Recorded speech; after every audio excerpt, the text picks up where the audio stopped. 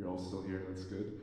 I'm about to play for you the Liszt Sonata in B minor. It's 30 minutes of continuous music. This is one of the great works of the piano literature, and well, I think literature is a good word because this is more than a piece of music. This is really one of the great works of, it is a great work of literature, a fascinating story. And it's sort of a contradictory work, because on one hand, we can say it's a very, well, this was Hungarian, but I mean a very German piece, in the sense that it is all based on very limited material. Really only 3 ideas. In the first page of the piece, we hear a sequence of ideas from which springs the entire piece.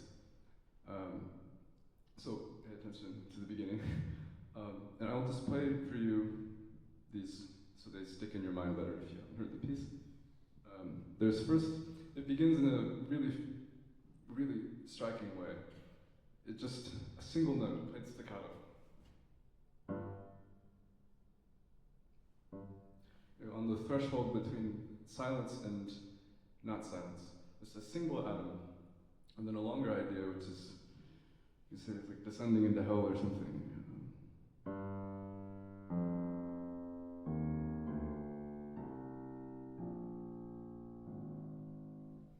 So that there's what you would call G Phrygian, so a church mode, one of the ancient Gregorian modes, using Gregorian chant, dating back centuries.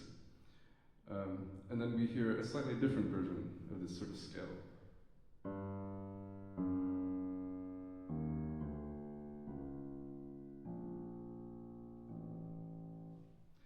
So we get G Phrygian, and then G,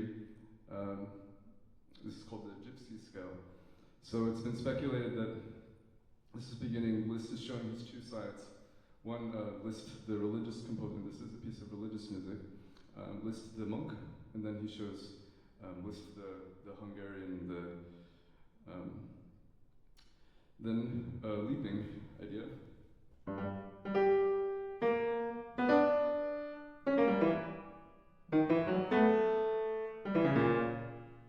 So outlining the diminished triad, open-ended. And then the final of the main ideas, this repeating note, knocking motif, which begins with this sort of bestial snarl.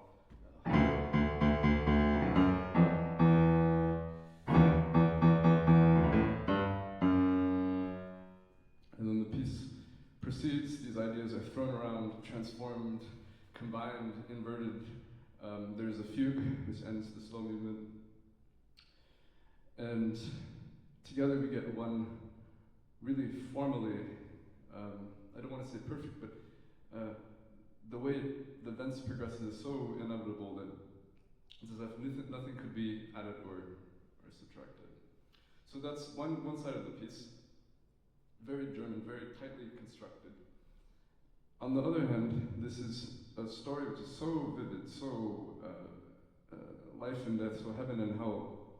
I think it had to have been inspired by some literary source.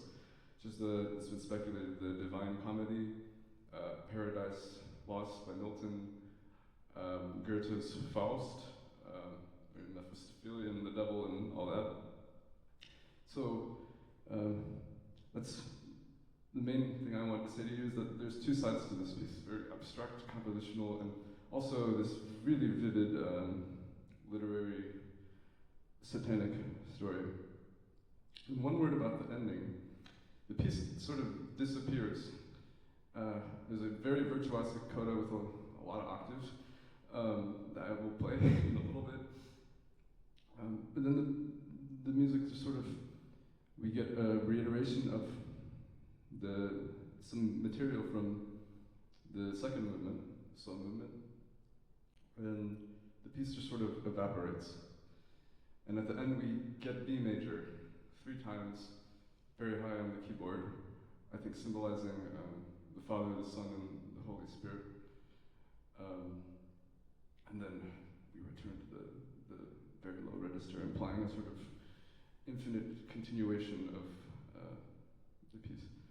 But this is my first public performance of this piece, and I hope to play it 1,000 more times. So here's to many more Liszt sonatas.